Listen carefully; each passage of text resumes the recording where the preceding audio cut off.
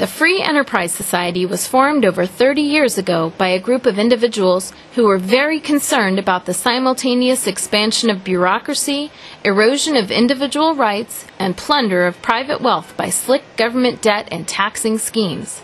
Their mission is to promote free enterprise worldwide and restore lost liberties and freedoms in America under the organic national constitution of the Republic of the United States of America.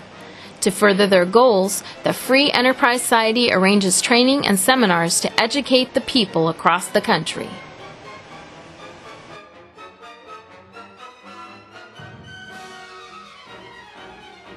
Richard Ivan Mack, popularly known as Sheriff Mack, is a former sheriff of Graham County, Arizona, and Libertarian candidate for United States Senate election in Arizona in 2006. He is also a member of the Oath Keepers.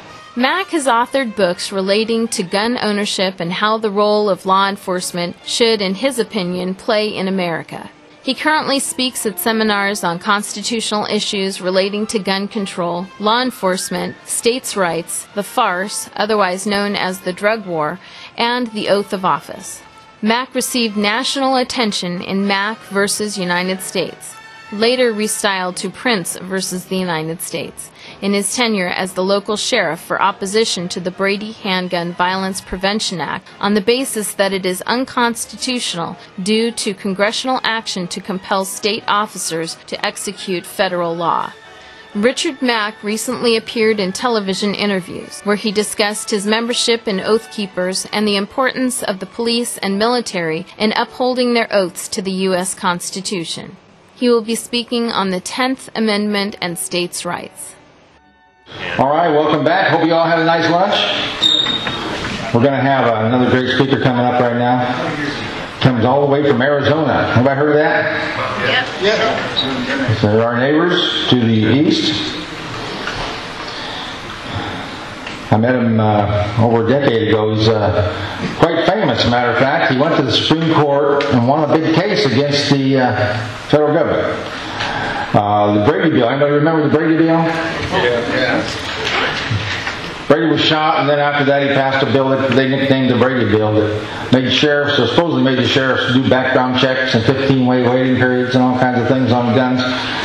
And this sheriff said, hey, you know what? I don't work for you, federal government, and you don't pay me to do these things, so I'm not doing them.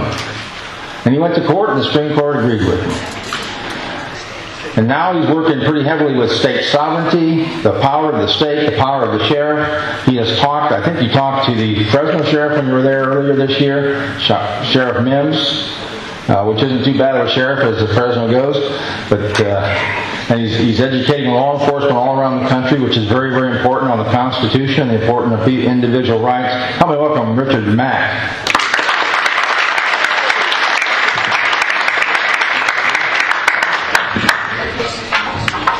You know, you must be doing a good job when Time Magazine trashes you. So when they trash Bob Schultz, same issue, they got me in there too. So of course they put Bob Schultz and me together next to pictures and stuff of guys who have committed murders and these other radicals. So anyway, must be doing something right. And my lawyer's going to be really busy suing Time Magazine for me now. So when you see my wife driving this Mercedes-Benz next year, you'll know we won. And I don't care if we use their money to buy extravagances because we deserved it, you know. So let Time Magazine make me a millionaire. So anyway, we want to get really going on all of this, and just usually I give you my background and really what led me to sue the federal government, and I certainly want you to know and understand that. I was a small town sheriff in Arizona, and that's all I wanted to be. That's all. That was my dream job. So why risk that for a Don Quixote chase the windmills cause of fighting the federal government? Here I was, elected sheriff of Graham County, Arizona, and I decide that I've got to sue the federal government. The Clinton administration. This was 94.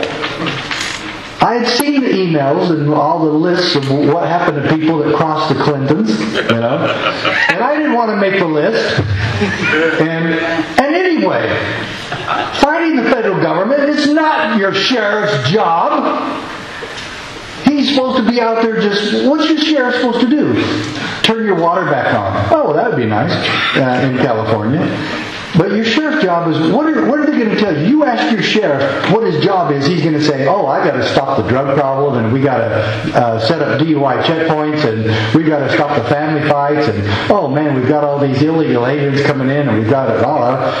So let's say, for instance, that your sheriff were able to stop the drug problem, something we've tried for 40 years and spend $70 billion a year.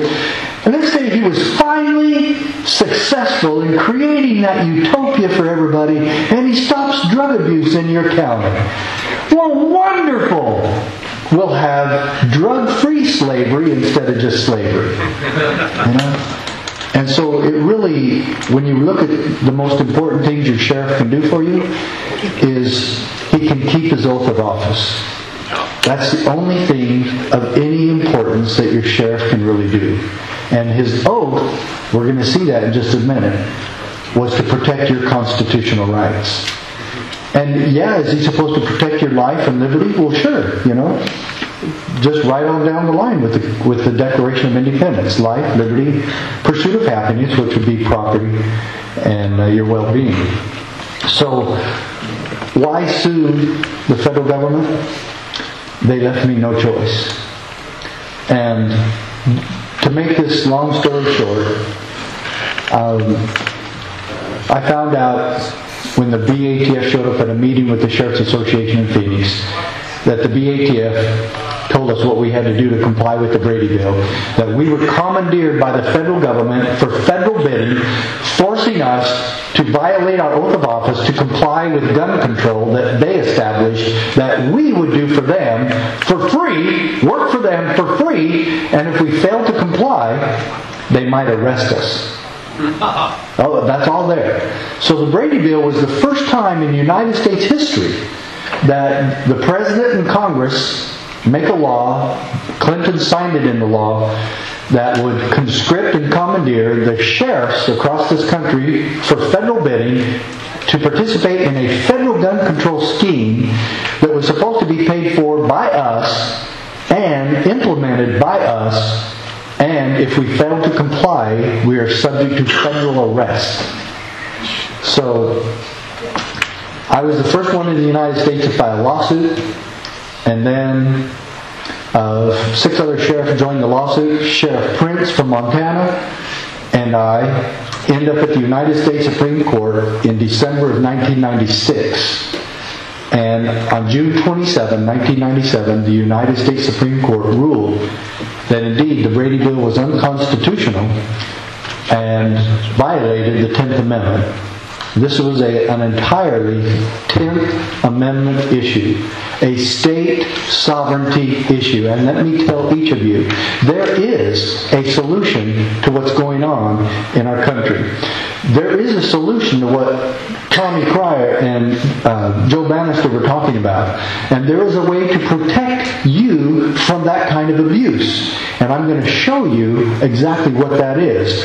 The bottom line is, your sheriff has the responsibility to protect you from the wolves.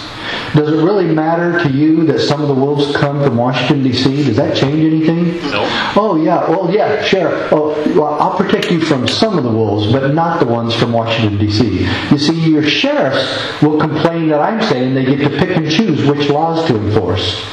I'm saying they absolutely cannot pick and choose. They have to follow the Constitution, because that's what they gave their word to do. So anything...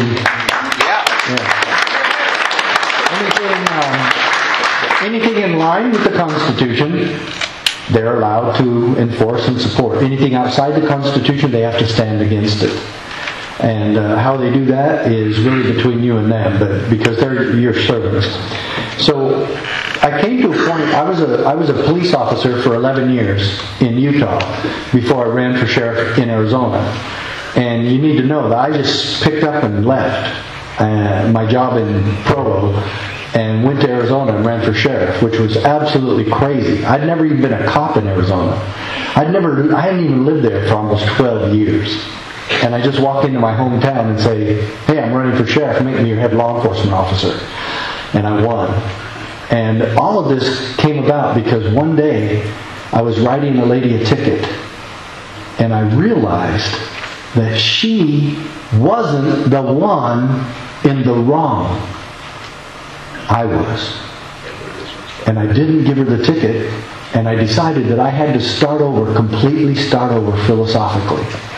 And in that philosophical change, and in that philosophical 180, I ran smack dab into the face of the Constitution.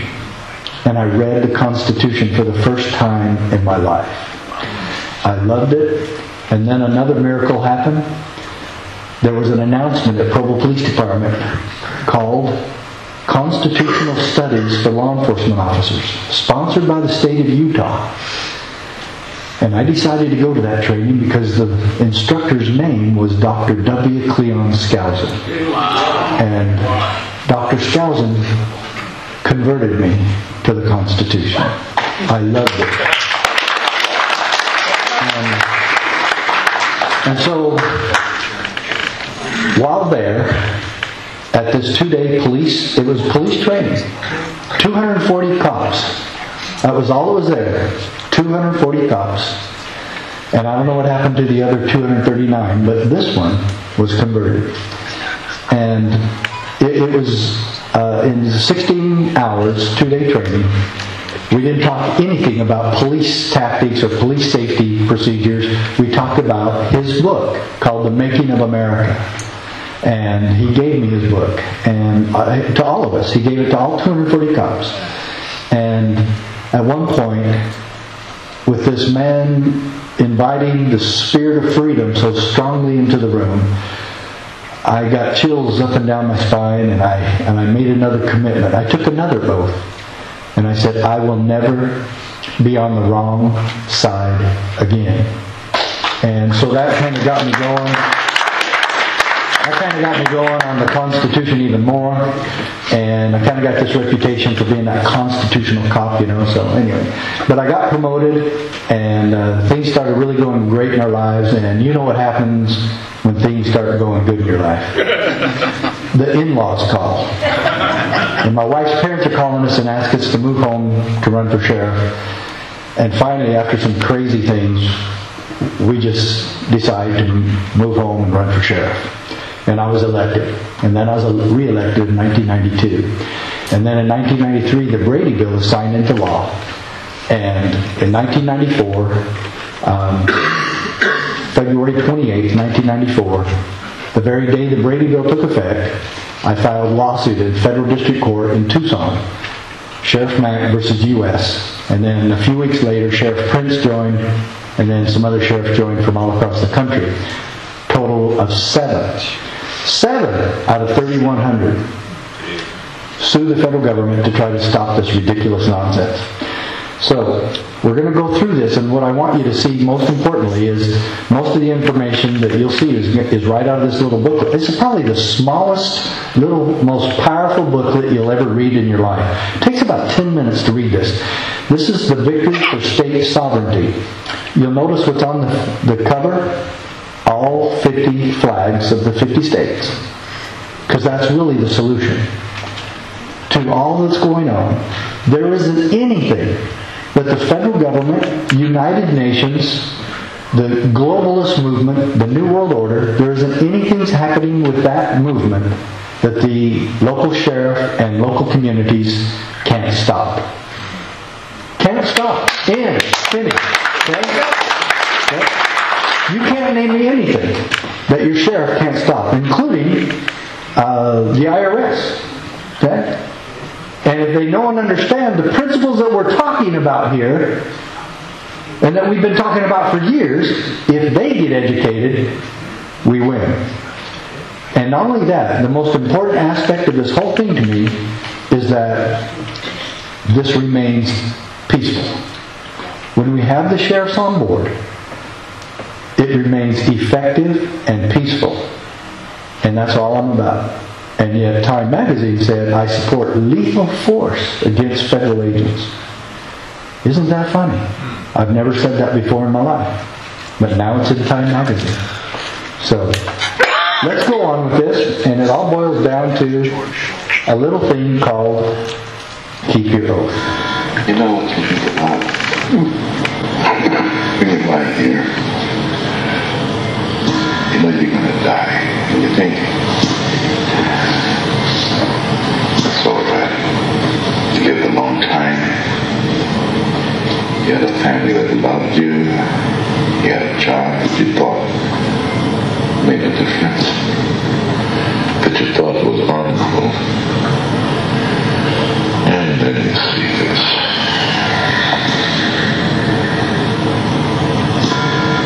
I'm afraid if I dig any deeper, no one's gonna like what I find.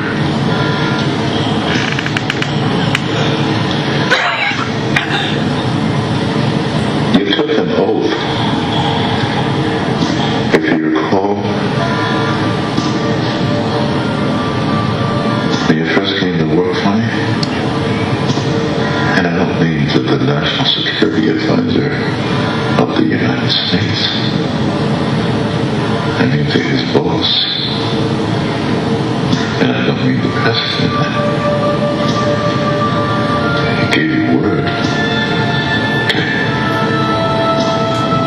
His boss. He gave you word to the people of the United States. Your word is who you are. Well, I think it's a real shame that most sheriffs and peace officers, if you ask how they keep their oath of office, they're going to probably say, well, I do whatever the Supreme Court says, which, how could they do that? You know, tell them to read my case. If they want to do what the Supreme Court says, then read this, because that's right from the Supreme Court. Or they'll say, I do whatever my sergeant tells me to do. In other words, they keep their oath by just following orders. Well, that's a novel idea. That's never been tried before.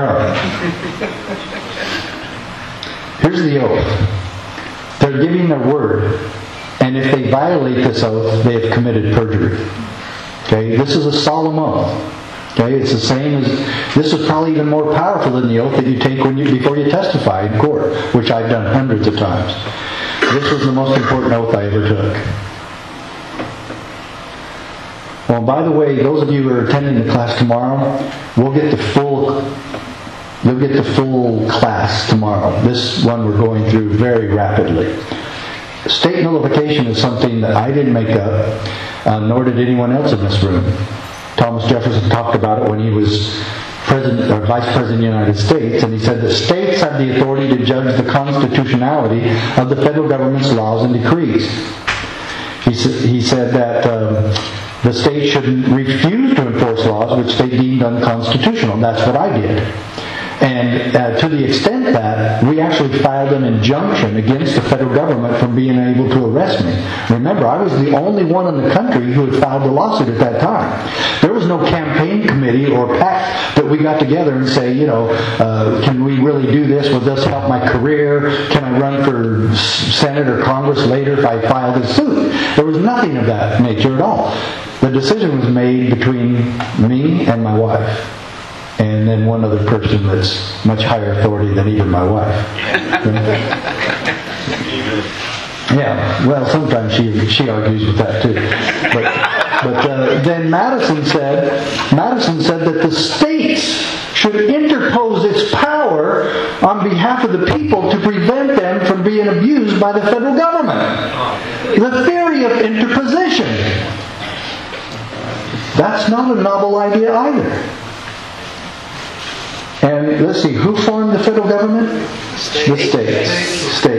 So what's the correct English term? They can deform the federal government, unform the federal government, disform the federal government. They can undo it. Okay? They have the authority. The federal government is not above the states in any way.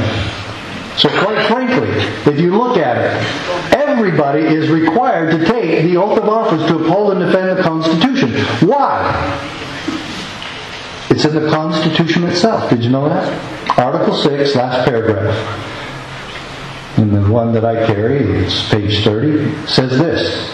The senators and representatives before mentioned, and the members of the several state legislatures, and all executive and judicial officers, both of the United States and of the several states, shall be bound by oath or affirmation to support this Constitution.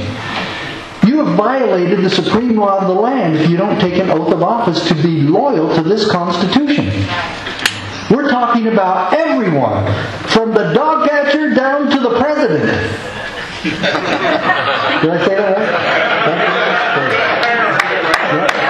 Okay, we said that one right. Okay. They all swear the same oath to uphold and defend the Constitution. The question is, who's going to actually keep it? Well, you have to know and understand the Constitution. You got to read it.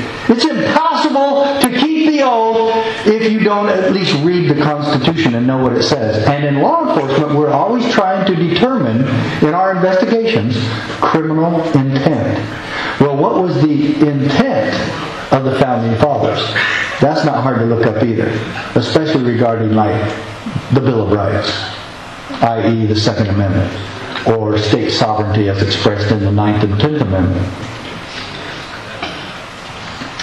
These are the two litigants in the case, Sheriff Prince from Montana and myself from Arizona.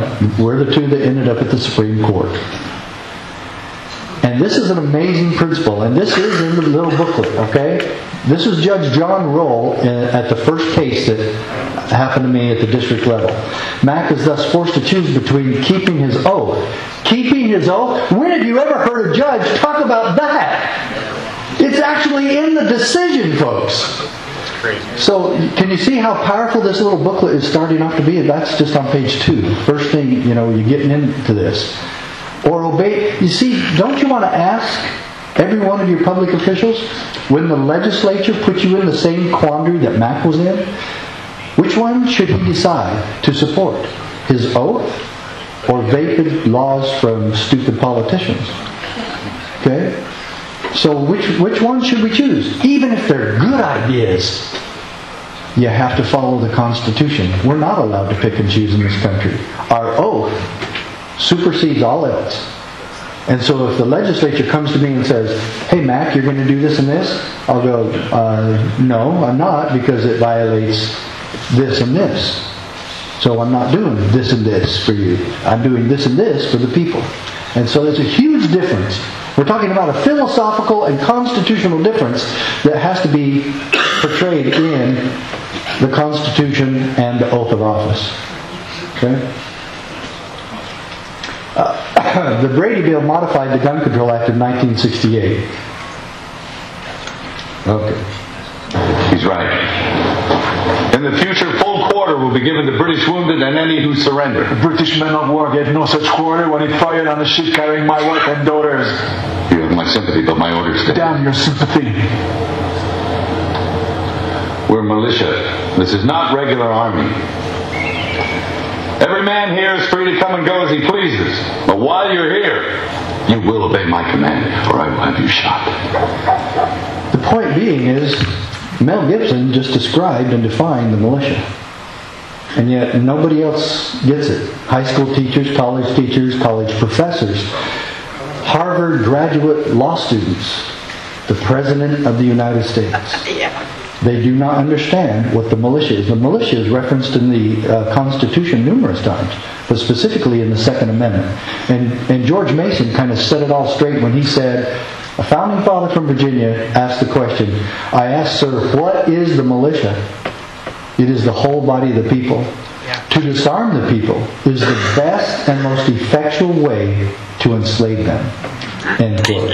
Now do you know why we don't support gun control? Because it is equated to slavery. I become subject to whoever has the guns if I don't have a gun. So I don't know, I ask you to join with me in doing two things. Every time they pass another gun control law, make sure you go celebrate by buying 2 more. So that's what I do. And then the best place I've been to train in the use of a gun. In all the 20 years I was in law enforcement, the best place I've ever been for training is Front Sight, Nevada. I took my whole family there. So if you get a chance, go there. I mean, my daughters-in-law, one who'd never shot a gun before ever, my wife. I have the confidence now that I know my daughters and wife know how to use a gun. You ladies, if you don't feel confident, and you men too, if you don't feel confident how to use a gun, you go there for 2 days and you'll feel 10 times more confident. They are excellent. Whether you're an expert or whether you've never used one before, I guarantee you're going to feel so much more confident. And you know what happens now? We get together as a family and my daughters will go, "Hey Dad, let's go shooting." That's never happened before we went there. So I'm really grateful for Dr. Piazza having that for us. We're going to keep going here. The Clio, you'll see that also in this little $2 booklet, and you've got to make sure you pass these around. You really want your county commissioners, your county sheriff, your county attorney especially, to see this decision. The Clio is the chief law enforcement officer, and we are called Clios in this case. And don't you love it? Because remember the BATF brought us that document. He brought those to the Clios of Arizona. Didn't take it to the chief of police of Phoenix. Didn't take it to the governor's office or the highway patrol. He brought it to the sheriffs. Aren't you glad when the federal government gets it right sometimes? Yeah. Okay. Now this is the threat of arrest, and this is in the little booklet too. Under a separate provision of the Gun Control Act, any person who knowingly violates the section of the Gun Control Act amended by the Brady Bill shall be fined under this title, imprisoned for no more than 1 year, or both. Amazing, huh? And when we got our injunction on this, Janet Reno wrote a memo to the judge because the other side gets a chance to squash the order of protection or the injunction. And she said, this threat only applied to the gun shop owners, not to the sheriffs. And the judge told her, you don't get to change the law just because you write a memo. He actually used the word fiat. Okay? Yeah, pretty powerful stuff. Yeah.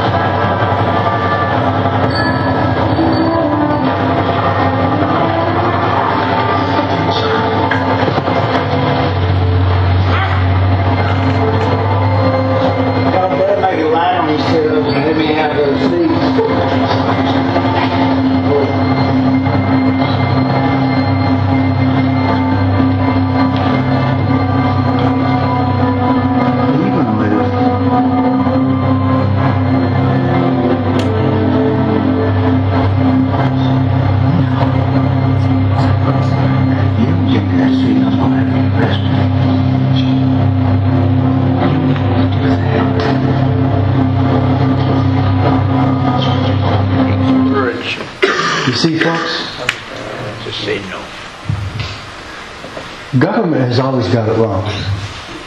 This is government abuse. Montgomery, Alabama, 1955. Others have said it was 58. I've heard as late as 59. Doesn't matter. Rosa Parks was arrested in America for violating the law. And later, in 1998, I think it was, she was actually given the highest Medal of Honor. I think it was called the Congressional Medal of Valor for what she did that day. Some people were actually senators, like Senator Byrd, were actually people who supported this law against her in the first place. Do they know why they gave her a Medal of Honor? You know why they gave her a medal? Because she refused to go along with their stupid laws.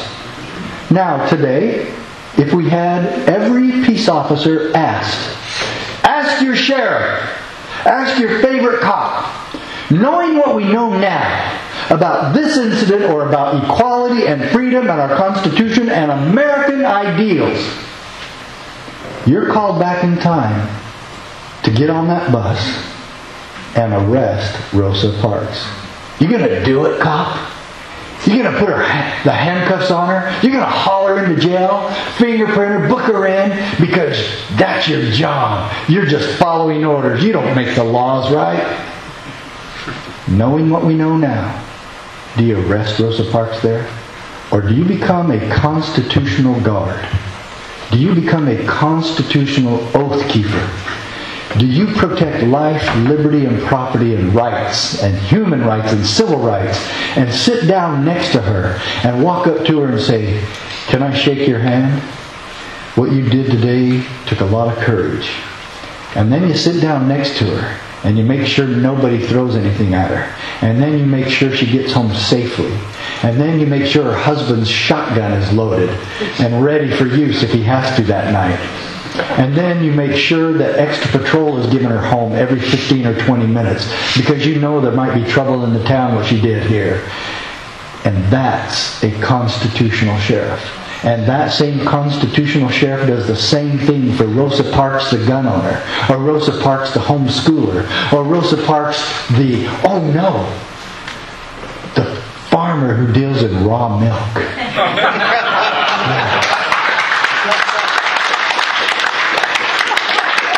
In fact, I think Paymon had some raw milk over there this morning.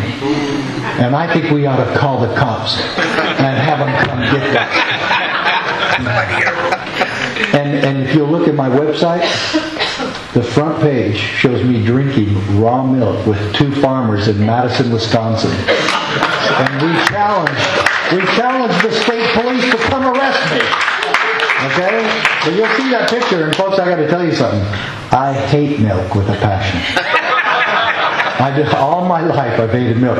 This was the best milk I ever tasted. I don't know if the good Lord blessed me that day or something, I don't know. But I think raw milk tastes a lot better. And because it sure did that day. My kids have never seen me drink milk, ever. And so they've really kind of laughed at that picture of me in there. Something they've never seen their dad do before. But folks, this is all tied into, what is your sheriff going to do? Follow the government or stand against them when they violate the Constitution? That's really where we're at. We've got lots of constitutional sheriff races, and quite honestly, they're the most important race that will happen on November 2nd. There is no other race more important than a sheriff being elected that's going to stand for freedom. You know, Washington, D.C., I hope the constitutional candidates get elected there, and I hope the constitutional candidates get elected here in California, and I really hope that all happens. But the most powerful way to have this all happen is county by county and state by state. We take it back. It's not going to happen in Washington, D.C. You know, that's a write-off. But so is Sacramento.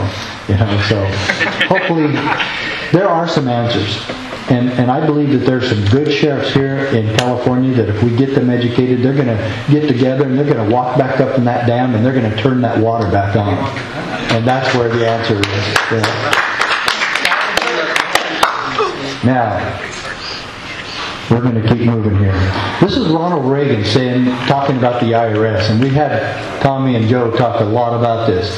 And I'm going to tell you, this is exactly how I feel, and most of us feel. And Ronald Reagan said it. The only problem is he didn't do anything to stop the IRS, and that's where we come in.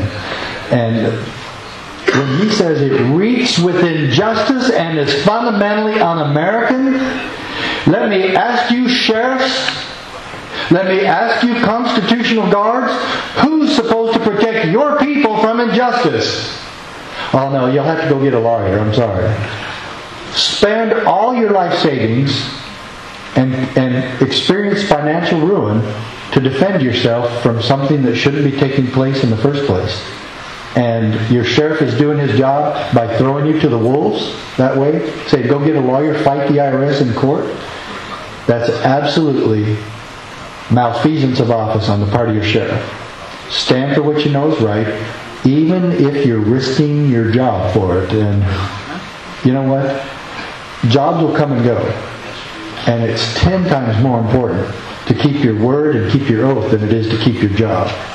And I'm really tired of the politicians who are so willing to compromise American freedom so they can keep their damn jobs. Yeah. You know? Now, we're starting into this case. We have held, however, that state legislatures are not subject to federal direction. That's the United States Supreme Court. Anybody's jaw dropping? Don't you wish your state legislature knew this? How about tell Jerry Brown and Meg Whitman? Did they know this? They don't know it, and they don't care. Because they're too busy arguing about these little things that, whether or not her maid was illegal or not. That's the key issue in this whole governor's race this time. How about let's make it a key issue that we're going to follow the Constitution? Oh, I've heard of that idea somewhere before.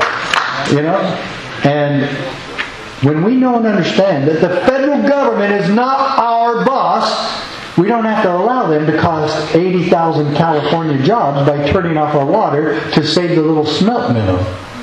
Okay, that's been there, who cares how long.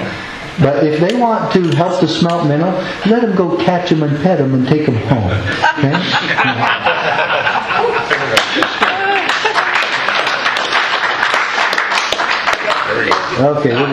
Okay? We're back into tomorrow. We're going to see this whole thing. Okay? Make sure you're there tomorrow. Okay? It is incontestable that the Constitution established a system of dual sovereignty. The states are sovereign, they're saying here. Although the states surrender, and Scalia makes a mistake here.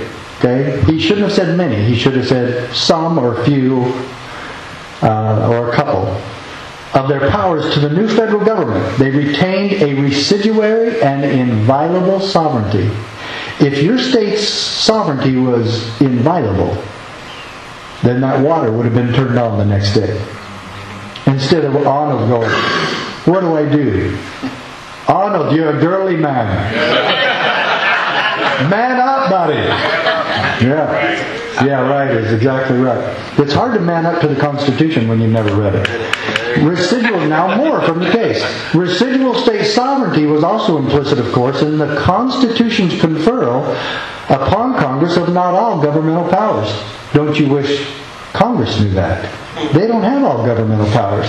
But what do they have? Only discrete, enumerated ones. Where do we see those in the Constitution? Article 1, Section 8. Let's look at a couple of those, shall we? Let's say Article 1, Section 8. I always like to look at some of these because it's it can get actually a little funny. And here it is right here. Now, they have about 17 or 18 assignments. They have 4 law enforcement authorities. Did you know that? 4. Do you know how many they've actually usurped or stolen? It's now at about 5,000. Okay? Well, what's a little constitution to these guys? They've got an agenda. Okay? They're certainly not going to let Article 1, Section 8 get in the way of their agenda. We've seen that time and time again. But the 4 constitutional law enforcement authorities granted or powers granted to the federal government are treason. Don't you wish the FBI would investigate treason? Okay.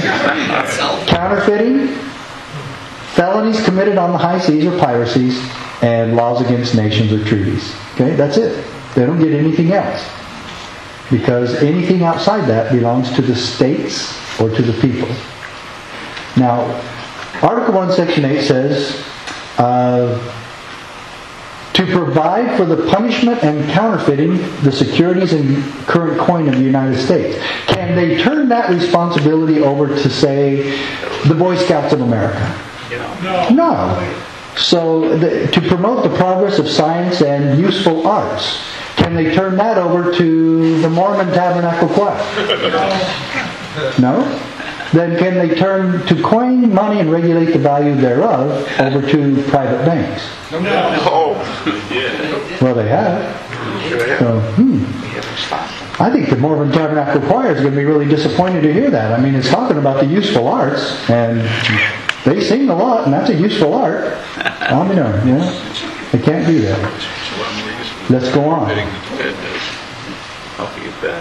The great innovation of this design is that our citizens would have 2 political capacities, one state and one federal. We all get that, don't we? Read the next line. Each protected from incursions by the other. You see, when you know and understand that state legislatures are actually there to protect us from the incursions of the federal government, should we allow the cities and the towns and counties to have fun with that too? Or are we expanding power that we don't constitutionally have? No, they are political subdivisions of the state, and they are totally part of it, all the way. Let's see what they say. Look at this. Scalia quotes the Founding Fathers. He's actually quoting the Federalist Papers. And he says the local or municipal authorities, look, there we took care of that. The cities and counties, and I would say school boards, are all political subdivisions of the state. Form distinct and independent portions of the supremacy. Now, James Madison said we can safely rely on the disposition of state legislatures to erect barriers against the encroachments of the national authority. End quote. That quote's in this little booklet called The County Sheriff, America's Last Hope. Amazing how you fit everything in when you start studying what our Founding Fathers said about the intent of the Constitution and the intent of state sovereignty in the 10th Amendment. Madison and Jefferson, probably the two Founding Fathers that got this better than anybody. Probably the two experts of all the Founding Fathers on this issue. Let's keep going. This separation of the two spheres, the federal sphere being extremely small and the state sphere being gigantic in comparison, are one of the Constitution's structural protections of liberty. Folks, did you see this? Or should we just kind of bypass this? It's just one of those little structural protections of liberty things. Why pay any attention to that? It's a structural protection of liberty. What is? State sovereignty. The solution to what we're talking about. Just as the separation and independence of the coordinate branches of the federal government serve to prevent the accumulation of excessive power in any one branch, get this in yellow, a healthy balance of power between the states and the federal government will reduce the risk of tyranny and abuse from either front. Folks, when you came to this conference, did you want to know how to reduce the risk of tyranny and abuse? You just saw it, didn't you? It's called state sovereignty. It's the SSS. State Sovereignty Solution.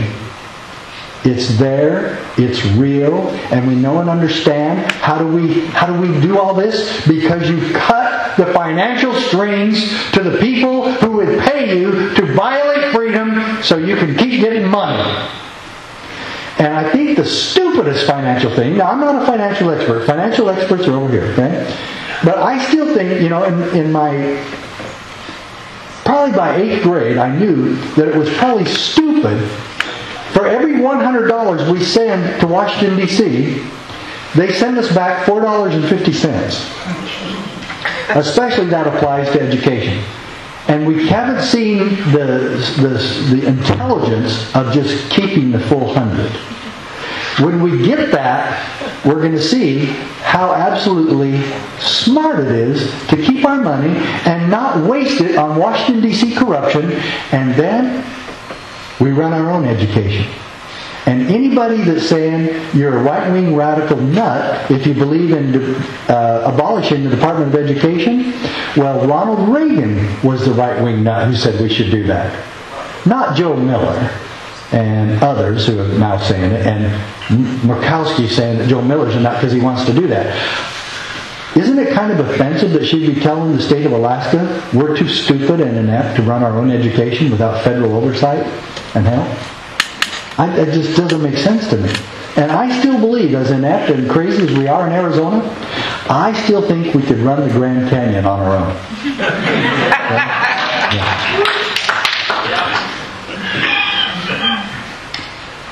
This separation of the two spheres, being a structural protection of liberty, also does what? Hence, a double security arises to the rights of the people.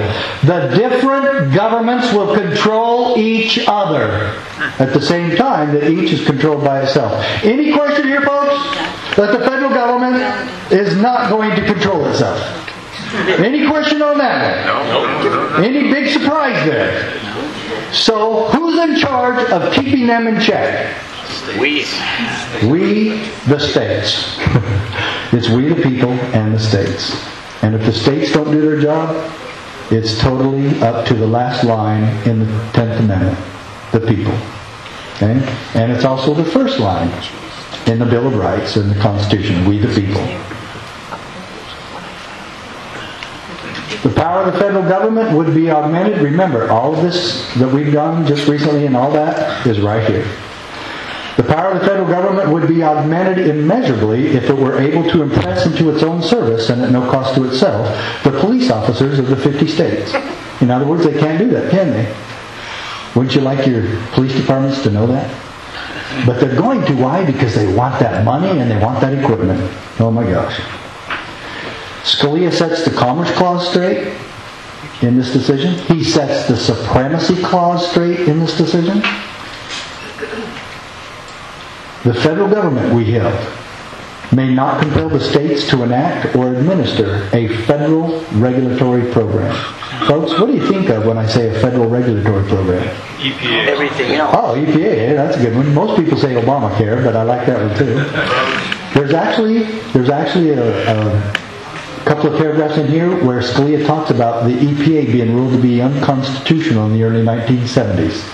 Extremely powerful when you look through history. Now, why is this the supreme law? People say, oh, the courts can't make law.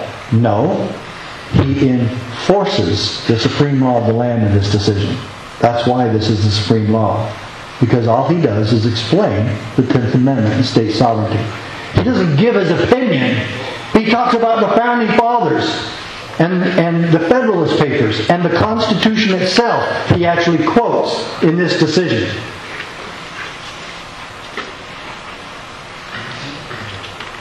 Well, just read the line in yellow. He's talking about the federal government reducing the states to puppets of a ventriloquist Congress. Yeah. They can't do that, but we can sure act like puppets, can't we? Please give us the money. We'll do whatever you say.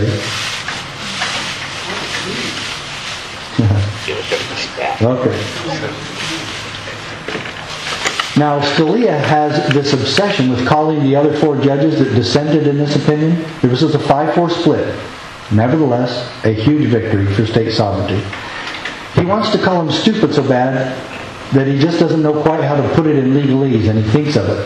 And that's what you see in yellow. Empty, formalistic reasoning of the highest order. Okay? Now, do you want to know why he wanted to call them stupid? Justice Stevens, who just retired from the court, wrote the decision for the 4 dissenting opinions. This is it. If Congress believes that such a statute will benefit the people of the nation and serve the interest of cooperative federalism better than an enlarged federal bureaucracy, we, the United States Supreme Court, we should respect both its policy judgment and its appraisal of its constitutional power. You ever seen anything so stupid? They're actually saying, you don't need us. Let Congress do whatever it wants because it can appraise its own constitutional power. Basically, maybe Stevens was just going, oh, what's the use? They can do whatever they want. They're going to do whatever they want anyway, so we're just going to go ahead and side with them. I don't know what he was thinking, but he sure wasn't thinking about the rule of law. He just gives his opinion. Now, this is my favorite quote. This is in here several times, including the very last page, because to me it's the motto of the case. Very bad page right here. But the Constitution protects us from our own best intentions. Do you understand how powerful that is? If you have local officials, state, county, city, school boards, governors, who know and understand that the Constitution protects us from our own best intentions, that it divides power among sovereigns and among branches of government precisely so that we may resist the temptation to concentrate power in one location as an expedient solution to the crisis of the day. The crisis of the day. What's the motto of this presidency? Never let a good crisis go to waste. Even if you have to create it.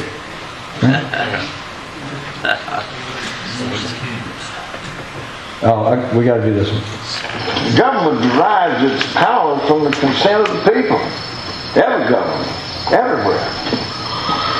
Well, let me make this very plain to you, sir. We do not consent. And we will never consent. And what you've got to do is you've got to go back over there to your parliament and you've got to make it very plain to them. You've got to tell them that what we're fighting for here is freedom from what we consider to be the rule of a foreign power. I mean, that's all we want. That's what this war is all about. Jim, no. Now, we established this country in the first place with very strong state governments just for that very reason. I mean, let me put it to you this way. My home is in Virginia. The government of my home is home. Virginia would not allow itself to be ruled by some king over there in London, and it's not about to let itself be ruled by some president in Washington. Virginia, by God, sir, is going to be run by Virginians. I don't know how we could apply that to California. Not with someone like Kamala Harris. Nah, it's probably not going to happen here, but if we could get some miracle to happen. Miracles do happen. Well, miracles only happen, folks, when we're out trying and working.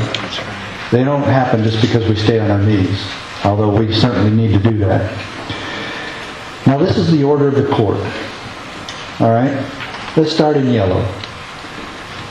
The federal government may neither issue directives requiring the states to address particular problems. I see this in the paper probably once a week at least, that Congress is telling us we have to do certain things. It was in USA Today yesterday that they were going to require the states to look at something. Oh, posting signs on highways. Yeah. That they were going to tell the states, you don't use all capital letters, that it would be better to do a capital and then use lowercase. That signs, they're more legible that way. And they were going to require that of the states to do that. Obviously, they haven't read this decision. And they don't care to read this decision, and they don't care to read this decision. The one our founding fathers established for us back in 1789. The federal government may neither issue directives requiring the states to address particular problems, nor command the state's officers, or those of the political subdivisions, to administer or enforce a federal regulatory program. Political subdivisions, don't forget that part, folks. It matters not whether policy making is involved, and no case-by-case weighing of the burdens or benefits is necessary. Such commands are fundamentally incompatible with our constitutional system of dual sovereignty. Now, folks, let me just finish with this. This case-by-case weighing of burdens or benefits came exactly and directly from my case at the district court. It is the only place any of the 7 sheriffs testified. After that, transcripts are used. We didn't testify at the circuit court in San Francisco, where we lost. We didn't testify at the U.S. Supreme Court, where we won. No other sheriff testified except the district court level. Now, when I was getting cross-examined by the attorney for the federal government, she goes, she's hitting me and really hard, and then all of a sudden she stopped and she turned to the judge and she goes, "Your Honor, why just in the first 4 months of the implementation of Brady Bill background checks, we have denied 250,000 felons from getting access to guns." Well, first, that was a big lie. Well, she said it. But the judge didn't care either way. He said, "Counselor, do not try to pretend in this courtroom that your statistical analysis somehow equates to constitutionality." Yeah. So, I'm going to wrap this up, and I close every one of my speeches with this. Dr. Skousen taught all 240 of us big tough cops. Remember that training I went to? He had us all stand up, and he taught us a little kindergarten exercise that I never forgot. And when he handed me his book, The Making of America, he said, "Promise me that you'll teach these things to your children." I have. I've actually been teaching them all over the country now. And I'm starting to teach them to my grandchildren. My first grandchild was a granddaughter, and she was born a little over 4 years ago on the 4th of July. Her name is Liberty. And she knows how to do this. I want you to know that this comes from my heart, and I hope you get the connection from mine to yours. That I dedicate this whole thing to you, to your grandchildren and your children, as well as mine. And remember, I learned this at police training. It goes like this. We, the people of the United States, in order to form a more perfect union, establish justice, ensure domestic tranquility, provide for the common defense, promote the general welfare, and secure the blessings of liberty to ourselves and our posterity, to ordain and establish this Constitution for the United States of America. And that's the eagle. Long may she be free. Thank you.